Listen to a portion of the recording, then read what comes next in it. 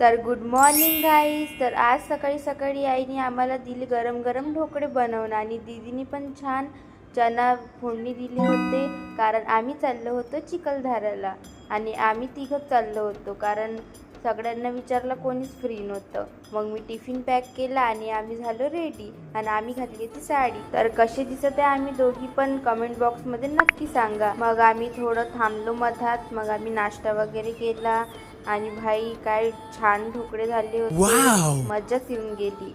आणि मग आम्ही नाश्ता वगैरे करून निघालो परत चिखलदरा जाण्यासाठी.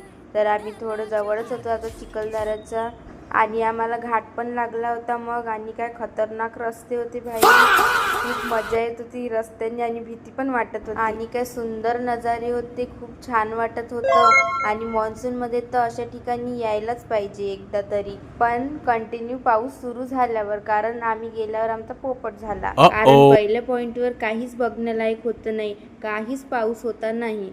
आणि आम्ही म्हटलं चला दुसऱ्या पॉईंटवर तरी बघू काय आहे. तर दुसऱ्या पॉईंटवर पण खूप गर्दी होती, तरी आम्ही थोडं थांबलो, फोटो वगैरे काढले आणि मग आम्ही गेलो एका रेस्ट हाऊसमध्ये थोडं रेस्ट करायला, कारण आम्ही ट्रॅव्हल करून आलो आणि भूक पण लागली होती आम्हाला. तर आम्ही थोडं असंच फिरलो. रेस्ट हाऊस पण खूप छान होतं, खूप चांगलं होतं नजारे तिथचे पण. आणि मग आम्ही थोडा आराम केला आणि रेस्ट हाऊस पण बघा तुम्ही किती छान आहे. मग आम्ही बसलो जेवण करायला आणि जेवण तर भाई एक नंबर होतं, घरच्याच सारखं होतं एकदम.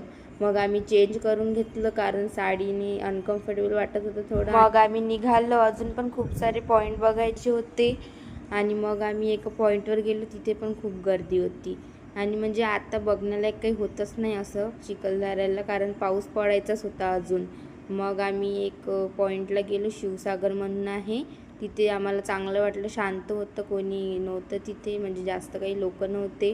थोडं आम्ही तिथं फिरलो, रील्स वगैरे काढल्या आणि मग आम्ही तिकडून निघालो. आणि चिखलदऱ्याला बघण्यालायक तर खूप काही आहे, पण पाऊस पडल्यावर, आणि पाऊस पडल्यावर तर म्हणजे आपण रोडनीच असं गेलो तर इतके छान नजारे असतात, खूप सुंदर. तर तुम्हाला पण जर यायचं असेल चिखलदरा तर पाऊस सुरू झाल्यावरच जा. तर भेटू पुढच्या व्लॉगमध्ये, बाय.